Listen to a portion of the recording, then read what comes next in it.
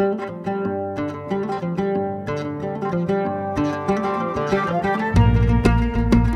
film, c'est une adaptation du roman de Brigitte Smadja qui s'appelle Le cabanon de l'oncle Joe. C'est l'histoire de Lily qui a 9 ans et qui doit quitter la Tunisie avec sa maman Mina. Ça se passe en 1967 et elles vont déménager en Seine-Saint-Denis, en banlieue parisienne, chez l'oncle Joe et Tata Denise. Et les banlieues parisiennes, c'est un mélange de bidonvilles, de grands ensembles en construction. Lily, qui est très en colère d'avoir quitté la Tunisie, va avec son oncle construire un jardin partagé et ça va permettre de rassembler un petit peu toutes les différentes communautés de Saint-Denis autour de ce jardin qui nous rappelle la Tunisie. Pour le film, on utilise la technique de la rotoscopie. On filme en live des acteurs et des actrices. Digitalement, on va repeindre à la gouache, image par image, les actrices et les acteurs pour qu'il y ait un effet rendu un petit peu peinture, mais sur une image plutôt réaliste.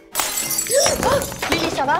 C'est rare d'avoir 3 mois pour vraiment se consacrer à 300% sur un seul projet. Donc développer au maximum le graphisme du film. Parce que être créatif, c'est pas forcément automatique. C'est dur de faire un 35 heures semaine sur juste de la créativité. Donc parfois, il faut des moments de pause, prendre le temps d'aller chercher des références, de regarder des films, de regarder des peintures. Même des fois de regarder des beaux paysages pour trouver l'inspiration et du coup de se permettre de ne pas avoir de deadline trop serré et de pouvoir étirer un petit peu ce temps de création, ça permet d'être in fine plus productif.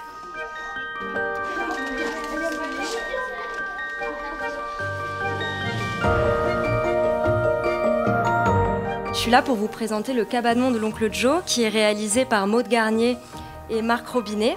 Et moi, j'ai l'honneur d'en être l'autrice graphique. On a eu tout à fait le temps de préparer les pitchs d'Annecy et ça n'aurait pas pu mieux se passer pour moi, surtout que c'est la première fois que je prends la parole devant une audience pour parler d'un projet assez personnel. On a été très bien accompagnés, pareil, par Citia. Il y a une caractéristique colorée, je pense que dans les maisons, il faut vraiment saturer un petit peu. Ouais. Je pense que tu peux peut-être ajouter, c'est un effet de brume, mais... J'ai demandé à travailler dès le début avec Patricio, parce qu'il est directeur artistique et peintre à l'huile. On s'entend beaucoup sur nos références et c'est un coloriste et moi c'est aussi la couleur qui m'intéresse le plus. Donc il m'a un petit peu détaillé les étapes clés du film, le rôle que j'aurai et comment donner du spectacle visuel au cinéma grâce à l'image et comment magnifier, on va dire, les intentions du film par mon travail et mon graphisme. Ça m'a fait prendre beaucoup d'expérience d'un coup et ça m'a vraiment beaucoup aidé pour la suite.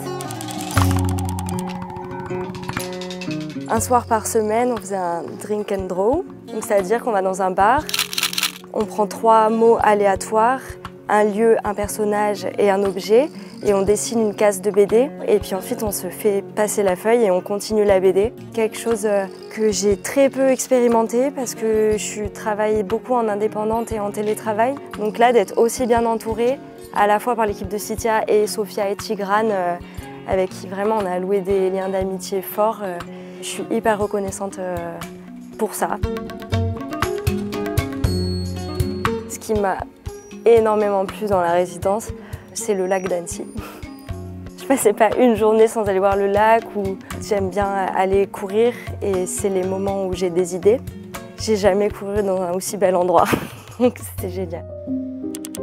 Grâce au Pitch MIFA, on a quand même eu pas mal d'opportunités pour trouver des coproductions, des partenaires et du soutien financier notamment. Moi, je vais surtout m'atteler à continuer le développement graphique, donc continuer à faire des choix de couleurs, de graphisme, travailler sur tous les différents lieux du film.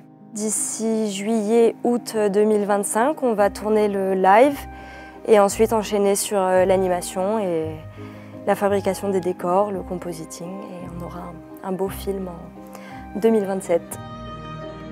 Moi, je suis assez triste que la résidence se termine, déjà parce que Sophia et Tigrane vont rentrer au Mexique et en Arménie, donc on va devoir attendre un petit peu de temps avant de se revoir. Après, je suis assez excitée par l'idée de continuer sur le développement du film. On a quand même de bons retours, donc ça donne envie là de le faire, ce film, et j'ai l'impression qu'on va le faire.